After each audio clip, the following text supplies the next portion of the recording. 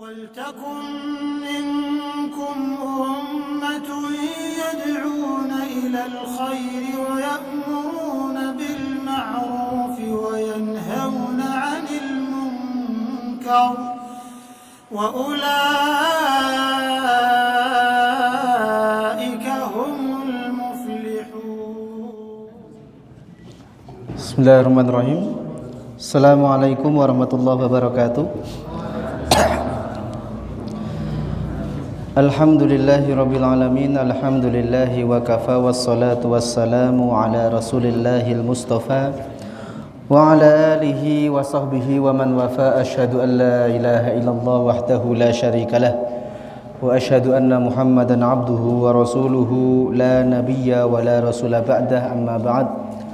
Allahumma salli wa sallim wa barik ala sayyidina Muhammadin wa ala alihi wa sahbihi ajma'in. Malam hari ini kita akan melanjutkan membaca sirah nabawiyah, di mana bab yang akan kita baca adalah tentang Ghazwatu Bani Quraidah. Jadi terakhir kita sudah membahas tentang perang Ahzab, bagaimana kemudian Allah Subhanahu wa taala memporak-porandakan pasukan koalisi Arab, kemudian diporak-porandakan hanya dengan angin. Jadi kewajiban kita hanya ikhtiar maksimal. Adapun nanti bagaimana cara Allah Subhanahu wa taala memenangkan itu ya terkadang cukup dengan cara yang sangat sederhana. Nah, ketika kemudian orang-orang kafir Quraisy ini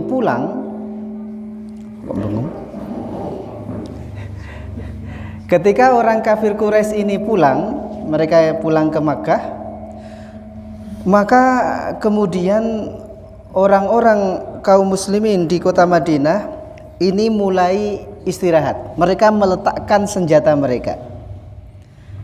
Dalam satu riwayat disebutkan, Ja'a fis sahihaini annan nabiyya, sesungguhnya Nabi sallallahu alaihi wasallam lamma raja'a minal khandaqi, ketika beliau pulang dari Khandaq, perang Khandaq itu, wa wada'as silaha, kemudian beliau meletakkan senjatanya, wa ghtasala, dan mandi, atahu Jibril, maka malaikat Jibril mendatangi beliau. Faqal, maka kemudian malaikat Jibril mengatakan, qad wada'tas silah, apakah engkau telah meletakkan senjata?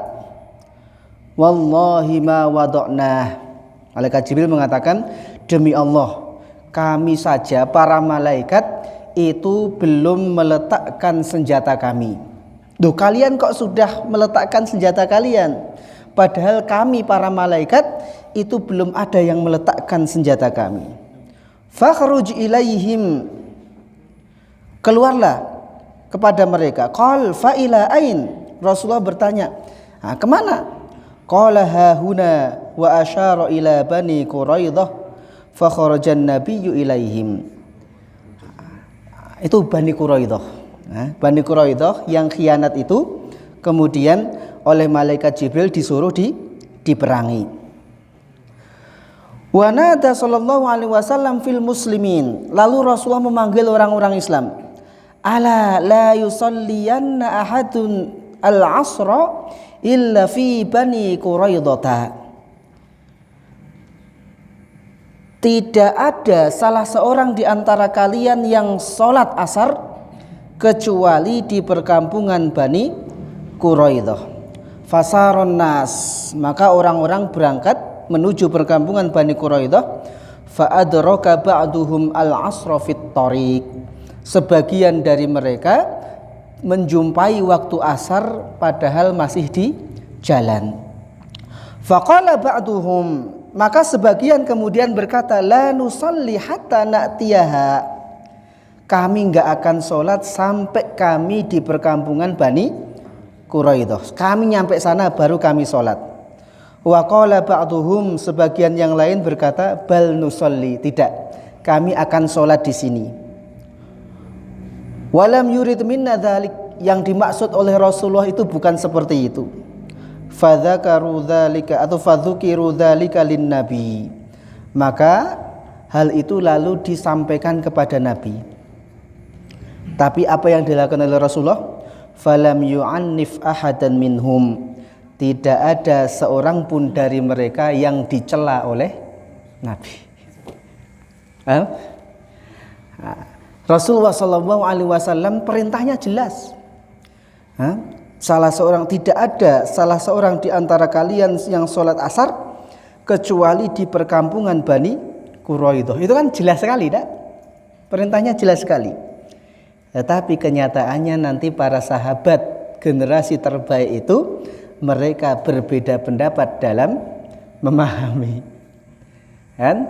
Mereka terjadi perbedaan pendapat kapan? Ketika mereka berangkat di jalan sudah masuk waktu asar. Padahal perintahnya jangan sholat asar kecuali di perkampungan Bani Quraidah. Maka sebagian sahabat lanjut. Kenapa? Karena tadi perintahnya jelas, sholat asarnya disuruh di Bani Quraidah.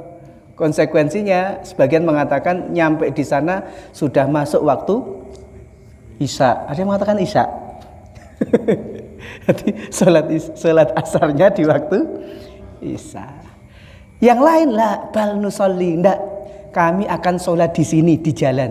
Loh, tadi kan perintahnya disuruh sholat di perkampungan Bani Quraidah. Mereka maksud Rasulullah bukan itu. Tapi maksud Rasulullah kita disuruh cepat-cepat. Kalau bisa asar itu sudah di Bani Quraidah. Tapi kalau kita masih di jalan, bagaimanapun sholat di awal waktu itu lebih utama. Nah, mana yang benar? Kalau hadisnya jelas kan? Hadis jangan sholat kecuali di perkampungan Bani Quraidah. Jelas. Tapi para sahabat pun wakilnya, kenyataannya mereka kemudian berbeda pendapat. Wa dzukiru dzalik lin nabi falam yu'annif ahadan minhum. Ketika hal itu disampaikan kepada Nabi, maka ternyata tidak ada yang dicela oleh Nabi. Makanya dalam permasalahan yang mungkin untuk ijtihad di situ, itu diperbolehkan. Terjadi perbedaan ijtihad, itu sesuatu yang biasa karena berbeda pemahaman. Dalil yang sama, ayat yang sama, hadis yang sama, tetapi kadang pemahamannya yang berbeda, sehingga ya mereka menyimpulkannya berbeda. Seperti itu. Kemudian sampailah para sahabat ke Bani Quraidah. Wa hasara Rasulullah sallallahu alaihi wasallam Bani Quraidah wa hum mutahassinuna fi husunihim.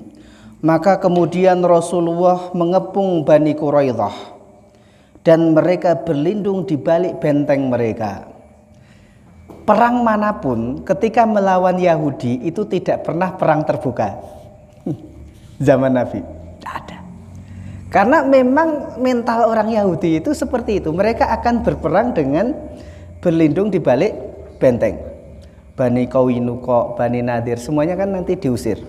Bahkan setelah diusir mereka, nggak ada perang Yahudi perang melawan Yahudi seperti perang Badar, face to face, saling berhadapan, duel gitu kan. Nggak ada. Semuanya yang melawan Yahudi itu perangnya pasti dari balik tembok. Karena memang sebenarnya mereka itu penakut. Lihat, anak-anak Palestina sekarang ketemu tank Yahudi. Orang Palestina kadang cuma membawa batu, orang Yahudi lengkap sekali kan, mereka bawa perisai, bawa tank, bawa ini. Memang kayak gitu. Jadi itu nanti dibaca surat Al-Hasyr itu. Al-Hasyr itu isinya tentang pengusiran orang Yahudi, salah satunya yaitu dari Bani Nadir. Kalau nggak salah Bani Nadir yang diusir dari Madinah. Sama, mereka itu berlindung di benteng yang sangat kuat. Sampai-sampai orang Islam mengira kita nggak bisa ngusir mereka. Orang Yahudi pun meyakini benteng kita pasti bisa melindungi kita.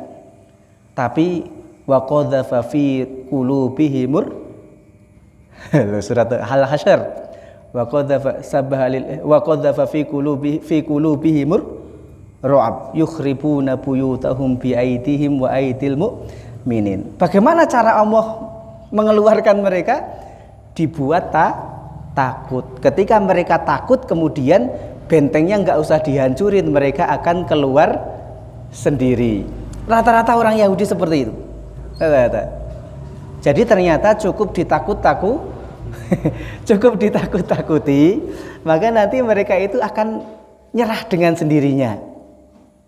Nah, sama di Bani Quraidah pun kayak gitu, dikepung. Wah, dikepung. Tapi bentengnya itu tebal tinggi. Khamsan wa isyrina lailah, dikepung selama 25 hari. 25 hari dikepung. Wakila khamsata asyara yauman. Nah, sebagian ahli sejarah mengatakan 15 hari biasa.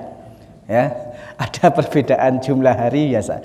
Jadi sebagian mengatakan pengepungannya 25 hari, sebagian mengatakan 15 hari. Hatta jahadahumul hisaru wa qadafallahu fi qulubihimur ru'b. Kembali terulang. Ketika dikepung, maka orang Yahudi itu kemudian oleh Allah ditanamkan dalam hatinya rasa takut, persis kayak Bani Nadir. Bani Nadir pun seperti itu. Mereka sudah berlindung di benteng yang sangat kuat, dikepung, bahkan orang Islam pun nggak tahu cara nembus itu. Tapi tadi Allah wa qadzafa fi qulubihimur ru'b. Allah menanamkan, Allah qadzafa itu artinya melempar aslinya. Allah melempar rasa takut di dalam hati mereka, sehingga orang kalau sudah takut tidak perlu diapa-apain sudah nyerah. Itu persis umat Islam dulu ketika ketemu sama Mongol. Ya, umat Islam dulu ketika ketemu sama Mongol itu cuma disurati. Nah, Mongol mau masuk, pilihannya nyerah atau dibunuh. Rata-rata langsung nyerah. Selesai, nyerah. Oh, nyerah aja gitu. Wahnya dibantai habis kan. Mulai dari wilayah Irak habis itu. Irak masuk ke Syam itu dibabat habis. Nah, mungkin jutaan orang Islam dibantai saat itu. Dan nggak berani ngelawan. Bayangkan, cacing aja ketika diinjek masih uget-uget gitu kan, masih berontak. Ini umat Islam ketika mendengar Mongol, udahlah nyerah aja. Sehingga di Baghdad dihancurkan. Maka saat itu pemimpin Islam cuma apa? Merintahkan agar pintu-pintu dan jendela-jendela istana ditutup. Wes gitu. Rumahnya loh sedang diserang, wes tutup. Harusnya kan mati orang ya ngelawan enggak? Tapi tadi ketika umat Islam sudah terjangkiti seperti itu, sama umat Islam pun jatuh. Nanti bangkit kapan? Ketika kemudian Mongol mau nyebrang ke Mesir, maka di Mesir itu ada seorang raja yang luar biasa, Saifuddin Qutuz. Mendapat surat dari Mongol Mesir, kami mau masuk, nyerah aja. Itu penasihatnya pun sudah nyerah aja, panglimanya pun udah nyerah aja, nggak ada yang menang lawan Mongol. Saifuddin Qutuz, saya lawan. Siapa yang ragu wis pulang, siapa yang yakin yuk berangkat. Pasukannya yang yakin berangkat, ketemu di daerah Ain Jalut, daerah Palestina. Terjadilah perang besar, perang Ain Jalut. Disitulah orang baru sadar, oh ternyata Mongol bisa kalah. Nah, orang Yahudi itu nggak ada. Kita baca sejarah apapun, nggak ada perang besar, wah terbuka gitu kan, duel, nggak ada. Rata-rata perang melawan mereka itu ya dari balik tembok, terus dikepung, terus mereka ketakutan, terus nyerah. Semuanya kayak gitu. Karena memang mereka itu sangat takut. Nah, maka kenapa orang Hamas pokoknya roket itu ada kan? Roket aja yang dia. Ya untuk menakuti mereka. Itu mereka. Karena dalam surat Al-Hasyr itu orang Yahudi itu nggak perlu sampai bentengnya dirobohkan, cukup ditakut-takuti, nanti mereka akan menyerahkan sendiri bentengnya itu. Nah, Bani Quraidah kayak gitu, dikepung 25 hari, sebagian mengatakan 15 hari, lalu mereka ketakutan karena bagi mereka dunia itu segalanya. Maka kemudian wah kita ngambil cara aman yuk. Rawa Ibnu Hisham anna Ka'ab ibn Asad qala lil Yahud. Ibnu Hisham meriwayatkan Ka'ab ibn Asad berkata kepada orang-orang Yahudi, lamma ra'a anna Rasulullah sallallahu alaihi wasallam ghairu munsarifin anhum, ketika melihat ternyata Rasulullah dan umat Islam kok tidak bergeser, mereka tetap ngepung padahal sudah berhari-hari. Ya ma'syara Yahud. Nah, ini ucapan Ka'ab ibn Asad. Ya ma'syara Yahud, wahai orang-orang Yahudi Bani Quraidah. Qad nazala bikum minal amri ma tarawun. Kalian telah lihat kan? Nah, kalian telah melihat sendiri bagaimana apa yang terjadi. Ya, kita dikepung ini. Wa inni 'aridun 'alaikum khilalan thalatha. Saya punya penawaran 3. Saya punya 3 tawaran. Fakhudhu ayyuha syi'tum. Silahkan kalian ambil manapun yang kalian inginkan. Qalu famahi. Orang Yahudi nanya, apa itu? Qal nutabi'u hadzal rajula wa nusaddiquhu. Pilihan pertama, yuk kita ikuti aja. Kita menjadi orang muslim, kita ikuti ajaran Nabi Muhammad dan membenarkan ajarannya. Fa wallahi laqad tabayyana lakum innahu lanabiyyun mursal. Sekarang jadi jelas, demi Allah sekarang jadi jelas bahwa Muhammad itu adalah nabi yang akan diutus. Wa innahu lalladzi tajidunahu fi kitabikum. Dia itu nabi yang disebutkan dalam kitab kalian. Jadi dalam kitabnya orang Yahudi pun sudah disebutkan nanti akan diutus nabi terakhir begini-begini. Kenapa mereka pergi ke Madinah? Karena Madinah itu adalah daerah yang paling pas menggambarkan sesuai yang ada di kitab-kitab mereka. Maka mereka ketika punya masalah dengan penduduk Madinah selalu ngomongnya apa? Nanti kalau nabi kami sudah diutus, kami akan mengalahkan kalian. Selalu seperti itu. Tapi kemudian mereka kecewa karena ternyata nabi yang diutus bukan dari golongan mereka, justru dari orang Arab. Maka kemudian meskipun mereka tahu, mereka ingkari. Yahudi seperti itu dari dulu. Mereka akan buat perjanjian terus diingkari, perjanjian diingkari sampai sekarang. Mana orang Yahudi yang gak ngingkari perjanjian? Dari dulu. Wa innahu lalladzi tajidunahu fi kitabikum. Muhammad itu benarlah yang kita dapati di kitab-kitab yang kita baca. Fata'manuna 'ala dimaikum wa abnaikum wa nisaikum. Kalau kita ikut ajarannya, berarti darah kita, anak-anak, istri kita aman. Ya kan? Aman. Karena enggak boleh membunuh orang yang sudah beriman. Maka Rasulullah tegur kan, orang yang bahkan ketika kalah dalam perang kalah, tinggal dibunuh, kemudian dia mengucapkan asyhadu alla ilaha illallah, terus tetap dibunuh. Waduh, itu dimarahi oleh Rasulullah. Bagaimana mungkin engkau membunuh orang yang sudah bersahadat? Loh, tapi dia sahadatnya karena takut. Ya sembuh karena takut atau karena apa? Kita cuma ngukumi secara zahir. Secara zahirnya dia sudah bersahadat, maka dia sudah muslim. Itu dimarahi. Nah, itu pilihan pertama. Tapi apa jawaban orang Yahudi? Qalu la nufariqu hukmat Taurati abada. Kami tidak mungkin berpisah dengan hukum Taurat selamanya. Wah, itu kayak mereka. Tidak mungkinlah kami kok pindah agama itu. Tidak mungkin. Qal fahalumma falnaqtul abna'ana wa nisa'ana. Ya udah, pilihan kedua, yuk kita bunuh anak-anak dan istri kita. Kita bunuh aja tuh anak-anak kita dan istri-istri kita. Tsumma nakhruj ila Muhammadin wa ashabihi. Lalu kita lawan itu Nabi Muhammad dan umat Islam, kita lawan rijalan musallatina bisuyuf. Kita lawan dengan pedang-pedang kita. Lam natruk wara'ana thaqlan hatta yahkumallahu bainana wa baina Muhammad. Kita bunuhi anak-anak kita bunuhi istri-istri kita, lalu kita udah tanding lawan perang terbuka biar kita maju ke medan tempur itu tidak ada beban. Udah, kita mau mati pun ya nggak ada beban karena semua anak dan istri sudah dibunuh. Fa in nuliku walam natruk wara'ana nasalan nakhsha alaih. Kalau habis ya habis sekalian gitu. Kalau binasa sekalian. Yang jelas tidak ada hal yang kita takuti di belakang kita. Sudah kita bunuh aja. Qalu fama dzanbal masakin.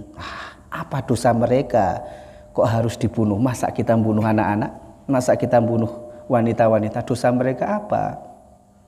Qal fa in abaitum hadhihi aidan fa innal lailata lailatas sabti wa innahu asa an yakuna Muhammadun wa ashabuhu qad ammanuna fiha. Nah, kalau ini juga enggak diterima, maka pilihan ketiga. Nah, ini malam ini adalah malam Sabtu karena bagi orang semua umat itu punya hari yang dimuliakan, tapi mereka gagal. Ada yang harinya hari Sabtu, ada yang hari Ahad. Nah, kita umat Islam itu hari Jumat.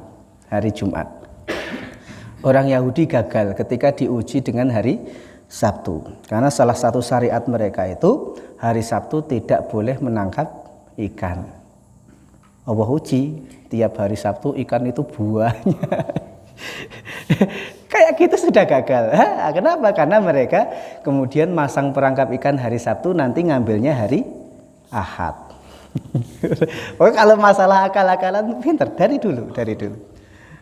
Nah, akhirnya mereka kemudian kaum yang oleh Allah Subhanahu wa taala wajah-wajahnya diganti dengan kera dan babi. Kemudian mereka dibinasakan. Nah, ini malam Sabtu. Mudah-mudahanlah Muhammad dan kawan-kawannya itu memberikan jaminan keamanan kepada kita di malam Sabtu itu. La'allana nusibu minhum ghurrah fa abau dzalika aidha. Tapi mereka pun enggak mau nerima itu, usulan itu. Tsumma innahum nazalu ala hukmi Rasulillahi fihim. Lalu intinya orang Yahudi kemudian nyerah. Ya udah, sekarang kita minta sidang lah kalau bahasa sekarang. Cuma hakimnya siapa? Nah, hakimnya orang Yahudi itu berkawan dengan orang-orang Aus. Maka Rasulullah SAW menginginkan agar yang menghukumi mereka Bani Quraidah yang telah khianat itu adalah dari suku Aus. Karena suku Aus itu adalah dulu pernah berkawan dekat dengan orang Yahudi. Faja'alal hukma fihim ila Sa'ad ibn Mu'adz. Lalu dipilihlah yang menjadi hakim untuk orang Bani Quraidah itu adalah Sa'ad ibn Mu'adz. Jadi ini juga menjadi dalil bahwa boleh kita menunjuk seorang hakim untuk menentukan permasalahan umat, perwakilan. Sa'ad ibn Mu'adz ditunjuk. Wa kana qad usiba bisahmin fil khandaq. Ketika itu Sa'ad ibn Mu'adz ini sedang terluka kena panah ketika perang Khandaq.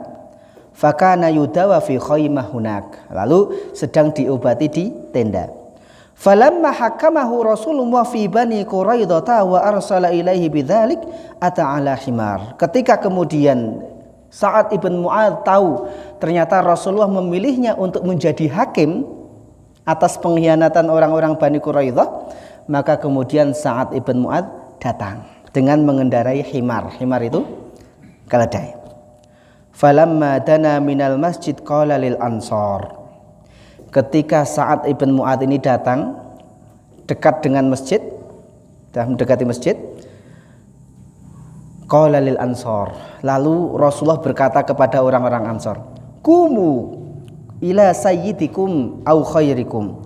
Berdiri, yuk kita sambut Sa'ad ibn Mu'adz. Ini tuan kalian, ini orang terbaik di antara kalian. Sa'ad ibn Mu'adz datang mengendarai keledai. Kemudian Rasulullah mengatakan kepada orang-orang Ansar, "Kumu ila sayyidikum au khairikum." Berdiri, sambut tuan kalian sambut orang yang terbaik di antara kalian. Ini nanti yang dijadikan dalil oleh jumhur ulama bahwa tidak semua berdiri ketika ada orang yang datang itu dilarang. Ya buktinya tadi Rasulullah memerintahkan orang-orang Ansor untuk berdiri menyambut Mu'adz, Sa'ad ibn Mu'adz. Tapi ada hadis yang berbunyi man ahabba an yatamatsala lahun nasu qiyaman falyatabawwa maq'adahu minan nar. Barang siapa yang senang kalau orang-orang menyambutnya dengan berdiri, maka hendaklah dia siap-siap tempatnya di neraka. Maka dari hadis ini ada orang yang kemudian mengambil mutlak haram sama sekali. Ada orang datang tidak boleh berdiri, orang tuanya datang. Misalnya kalian duduk di kursi, orang tuanya datang, kalian berdiri untuk nyambut atau kalian ngopo pak? Itu kan ada nanti orang yang kemudian berpendapat sama sekali tidak boleh berdiri dengan dalil hadis ini. Man ahabba, barang siapa yang ingin an yatamatsala lahun nasu qiyaman, agar orang menyambutnya dengan berdiri, falyatabawwa maq'adahu minan nar, maka hendaklah dia pesan tempatnya di neraka. Duduk. Mau yang datang orang tuanya atau siapa? Mau pak atau wis kene mlebu. Ya, apakah seperti itu? Nah, kelompok yang lain tidak semuanya mutlak haram. Dalilnya apa? Dalilnya Sa'ad ibn Mu'adz tadi. Ketika Sa'ad ibn Mu'adz datang, sudah dekat dengan masjid, apa perintah Rasulullah? Qumu ila sayyidikum, berdiri, itu sambut tuan kalian. Nah, terus bagaimana mendudukkan ini? Yaqulul Imam An-Nawawi, berkata Imam An-Nawawi fi ta'liqi hadzal hadis, dalam mentaklik hadis ini, fihi ikramu ahlil fadli wa talaqihim bil qiyami lahum idza aqbalu. Dibolehkan memuliakan orang yang punya keutamaan dan menemui mereka, menyambut mereka dengan berdiri ketika mereka datang. Hakadza ihtajja bihi jamaahirul ulama listihbabil qiyam. Ini yang dijadikan hujjah oleh jumhur mayoritas ulama tentang tadi menyambut orang yang punya keutamaan disambut dengan berdiri. Qala al-qadhi, berkata al-qadhi, wa laisa hadza minal qiyamil manhiyu anhu. Ini tidak termasuk berdiri yang dilarang. Wa inna ma dzalika fi man yakumuna alaihi wa huwa jalisun wa yumathiluna qiyaman tula julusihi. Akan tetapi yang dilarang itu kalau di sini adalah orang yang ketika dia datang maka semuanya disuruh berdiri, dia duduk sendirian, tidak boleh ada yang duduk. Atau nanti ulama yang lain yang dimaksud bahwa siapa yang senang ketika disambut dengan berdiri, maka hendaklah dia menyiapkan tempatnya di neraka. Maksudnya adalah kalau dia yang menginginkan itu. Pokoknya nanti kalau saya datang semuanya berdiri ya. Kalau enggak berdiri awas itu. Nah, yang seperti itu, maka minta disambut dengan berdiri karena kesombongan. Itu menurut jumhur. Tapi kalau dia enggak meminta, cuma kita misalnya nanti kalian sudah berkeluarga gitu kan, sudah punya rumah sendiri, kalian sedang duduk di kursi, terus orang tua datang sudah tua, orang tua kalian datang sudah tua, kalian sedang duduk di kursi, nggak boleh berdiri, terus kalian duduk, ngapa pak, pengen mampir, ya wes mlebu, nah berdiri, karena dia bukan dia yang minta kita untuk berdiri, paham ya? Udah, jadi sama. Orang yang kekurangan itu perintah syariatnya dilarang minta kan, dilarang minta. Tapi orang yang berlebihan diperintahkan untuk memberi kan gitu. Sama, kalau kita datang maka jangan kemudian kita minta tolong nanti saya disambut semuanya berdiri. Jangan seperti itu. Tapi bagi kita yang menyambut, ini orang punya fadl, punya keutamaan. maka disambut dengan berdiri. Kalau dia sendiri sih orangnya tawadhu, enggak pengen disambut kayak gitu. Dari kitanya aja yang menyambut. Paham ya? Jadi alam bisawab, yang dilarang itu adalah ketika dia yang minta disambut dengan berdiri. Tapi kalau itu inisiatif yang menyambut, dia sebenarnya nggak menginginkan itu, maka menurut jumhur ulama tidak termasuk yang diancam dalam hadis. Buktinya tadi Rasulullah sendiri yang memerintahkan orang-orang Ansor untuk berdiri menyambut Sa'ad ibn Mu'adz. Nah, tsumma qala inna haula'i nazalu ala hukmik. Lalu Rasulullah mengatakan, Mu'adz, mereka ini orang-orang Bani Quraidah ini sepakat bahwa yang akan menghakimi itu engkau. Apa keputusan Sa'ad bin Mu'adz? Qal tuqtalu muqatiluhum wa tusabba dzurriyyatuhum faqala lahun nabi qadaita bi hukmillah. Mu'adz memutuskan, udah, saya yang jadi hakim, keputusannya siapapun yang ikut perang di antara Bani Quraidah maka semuanya dibunuh. Pokoknya yang merangi dibunuh, nah, terus keturunan mereka itu ditawan. Itu keputusan Mu'adz. Orang Yahudi, mending Rasulullah yang jadi hakim. Karena mereka beranggapan gini, Sa'ad ibn Mu'adz itu dulu punya hubungan dekat dengan orang Bani Quraidah karena dari suku Aus. Ya harapannya ya mungkin tidak sampai. Tapi ternyata Sa'ad bin Mu'adz, Rasulullah, keputusan saya pokoknya pasukan mereka itu yang ikut perang semuanya dibunuh. Keturunan mereka ditawan. Akhirnya kemudian Bani Quraidah yang ikut berperang di situ dibunuh. Sebagian ahli sejarah mengatakan sampai sekitar 700-an orang yang kemudian dibawa, tangan mereka terikat di tengkok-tengkoknya, kemudian dibawa ke Khandaq tadi, parit itu, kemudian dibunuh di situ. Karena mereka khianat.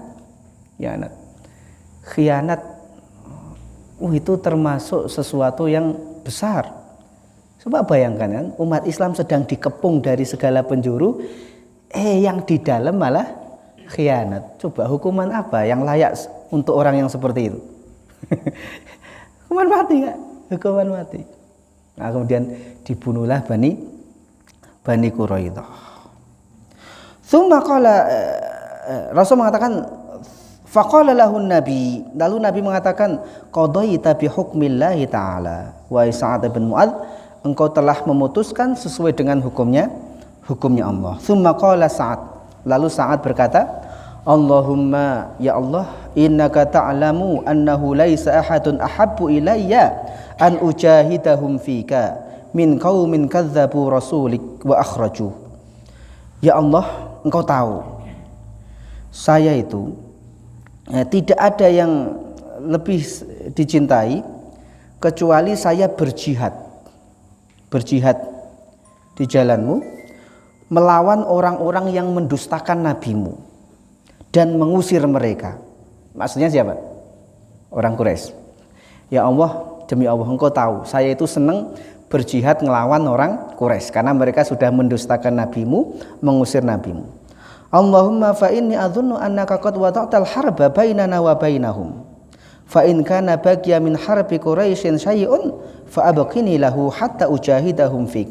Ya Allah, kalau seandainya masih ada pertempuran antara umat Islam dengan orang-orang Quraisy, tolong izinkan saya tetap hidup. Saya pengen jihad ngelawan orang Quraisy.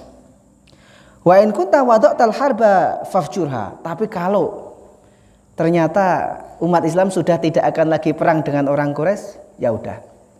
Tadi Sa'ad bin Mu'adz terluka. Lukanya itu sebenarnya sudah sembuh, tapi saat berdoa, ya Allah, kalau sudah enggak ada perang lagi sama orang Quraisy, maka biarkan luka itu terbuka kembali.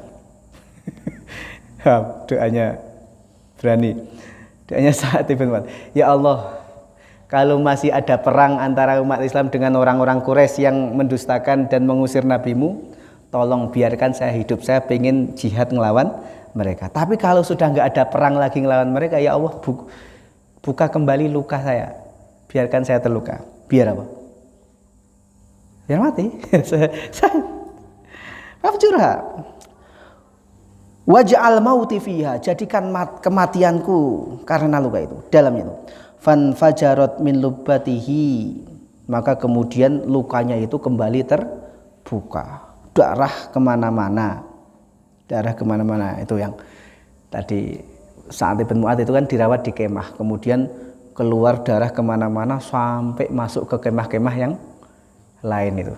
Pas belajar fikih tentang darah itu, apakah darah najis atau tidak, nah, itu kita tahu kan zaman Nabi itu untuk merawat orang yang terluka itu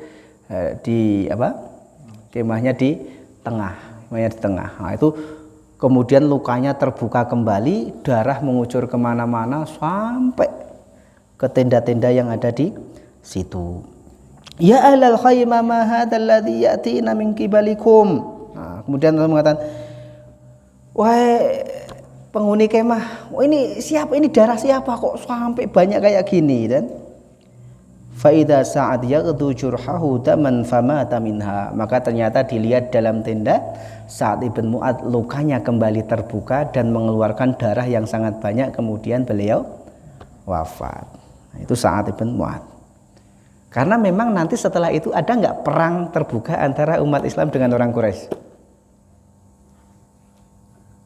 Nggak ada. Yang ada nanti ya Fathu Makkah, nanti sudah nggak ada perang kayak perang Badar, perang Uhud, sudah nggak ada. Setelah perang Khandaq itu, nah, itu sudah ada. Nanti justru umat Islam yang datang untuk membuka kota Makkah. Ketika membuka kota Makkah ada perang? Nggak ada. Ada perang tapi perang-perang kecil lah. Beberapa orang ngumpul ngelawan, terus dilawan sama Khalid bin Walid, terus nyerah, ada yang terbunuh, tapi sangat kecil. Tapi perang besar seperti Badar tidak ada. Nah, itu ya tentang Bani Quraidah. Jadi kalau kita berbicara tentang orang Yahudi sejak zaman dulu, mereka itu kaum yang memang mudah sekali membatalkan perjanjian, melanggar perjanjian. Maka nggak aneh sekarang kalau orang-orang Yahudi pun dengan mudahnya melanggar perjanjian. Tapi umat Islam masih mau aja diajak rundingan gitu. Masih terus gitu. Padahal mereka berkali-kali menyalahi janji. Orang Yahudi dari dulu karakternya seperti itu. Nah, cuma aslinya mereka itu penakut. Kok nggak takut? Berarti kitanya yang saking parahnya sampai orang Yahudi nggak takut sama paham saya? Mereka itu penakut. Loh kok nggak takut? Berarti kitanya yang bermasalah. Kenapa sekarang orang Yahudi nggak takut sama orang Islam? Kenapa orang Islam teriak-teriak, kami mengutuk, kan gitu? Kami mengutuk. Kenapa mereka tetap aja seperti itu? Karena mereka tidak takut. Kenapa nggak takut? Nah, berarti memang ada sesuatu yang, maka saya teringat kan, ketika seorang Yahudi ditanya, kalian tahu kan nanti kalian akan kalah? Jawabnya, oh iya, kami akan kalah. Tapi yang mengalahkan kami bukan umat Islam seperti kalian. Kalau umat Islamnya masih seperti kalian, kami aman. Ya, umat Yahudi itu penakut, tapi kok sekarang nggak ada takut-takutnya karena kualitas umat Islamnya. Nah, itu yang harus kita perbaiki. Ya. Bagaimana umat Islam kembali dekat dengan Qur'annya. Alhamdulillah sekarang itu semangat untuk dekat dengan Qur'an itu sudah jauh lebih baik dibandingkan dulu. Ya, zaman-zaman generasi senior ini, generasi senior yang di samping ini, mana ada kan orang ada tahfidz Quran ada dulu? Ya 1-2 itu pun nggak tahu di mana kan. Sekarang wah itu banyak gitu kan. Itu banyak. Itu sebenarnya semangat. Bagus. Berarti kesadaran umat Islam untuk kembali kepada Quran itu sudah jauh lebih baik. Jauh lebih baik. Ya. Ya mungkin kita sering ditakut-takuti. Umat Islam enggak. Sekarang umat Islam kesadarannya dengan Quran jauh lebih baik. Cuma tadi, ini belum cukup. Ini belum cukup untuk menjadikan orang Yahudi takut. Belum cukup. Ya. Nah itu. Terus apa tadi pelajarannya? Oh ya, masalah menyambut orang tadi. Wallahu a'lam bishawab. Kalau menurut Imam An-Nawawi, tidak semua berdiri untuk menyambut orang itu hukumnya haram, tidak. Tapi dilihat, kalau kita berdiri untuk menyambut orang yang menurut kita dia punya keutamaan karena inisiatif kita, bukan keinginan dia, maka insya Allah tidak mengapa. Dalilnya apa? Dalilnya dalam riwayat Bukhari tadi. Sa'ad ibn Mu'adz ketika datang, kemudian Rasulullah merintahkan orang-orang Ansor untuk berdiri menyambut Sa'ad. Adapun hadis siapa yang senang kalau orang-orang menyambutnya dengan berdiri, maka hendaklah dia menempati neraka, maka dijelaskan oleh para ulama di situ adalah orang yang senang kalau disambut karena kesombongan. Dia yang menginginkan untuk disambut dengan berdiri. Tapi kalau yang menyambut, yang berinisiatif untuk berdiri itu, maka insya Allah tidak mengapa. Ya. Tuh. Wallahu a'lam bishawab. Jadi kita sampai Bani Quraidah. Nah, setelah Bani Quraidah ini selesai, maka kemudian Madinah sudah dibebaskan dari orang Yahudi. Karena di Madinah itu ada Bani Nadir, ada Bani Qainuqa, ada Bani Quraidah. Bani Nadir dan Bani Qainuqa ini sudah diusir terlebih dahulu dari Madinah. Karena tadi sama, mereka melanggar perjanjian. Ini sudah diusir terlebih dahulu. Tinggal Bani Quraidah itu pun kemudian akhirnya mereka melanggar. Khianat juga. Wah, pengkhianat itu paling lihat kan, Cina membangun tembok yang sangat tebal. Temboknya nggak bisa ditembus kan, mau pakai apapun. Tapi tembok itu jebol juga kan? Jebolnya kenapa? Temboknya nggak bisa dijebol, tapi penjaganya bisa dijebol. Pakai apa? Dikasih duit. Oh, dinasti apa itu yang bangun tembok Cina? Oh, jebol temboknya nggak bisa. Tapi ya gampang aja, penjaganya yang disuap, selesai temboknya jebol. Dulu seperti itu. Rata-rata kejatuhan peradaban negara itu diawali dengan pengkhianatan. Pasti ada yang khianat.